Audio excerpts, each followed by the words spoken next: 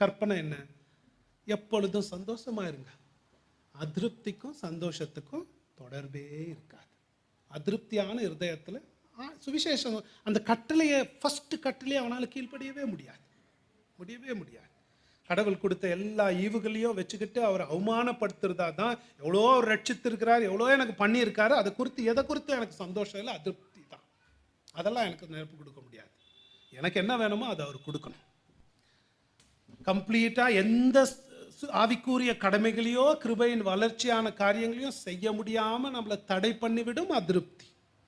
எப்படி மன நிறைவு நம்மளை ஜபத்துக்கு ஊக்கப்படுத்துதோ, அதிருப்தி என்ன செய்யுது? அதிருப்தியான இருதயத்தை ஒழுங்காக ஜபம் பண்ண முடியுமா?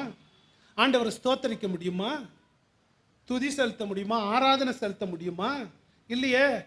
மனசு அதிருப்தி. ஆண்டவரை துதிக்கும் போது மனசு எங்கேயோ இருக்குது. அவர் அப்படி செய்யலை, என்னத்தை பண்ணுறது, பாடிடுவோம். மனசு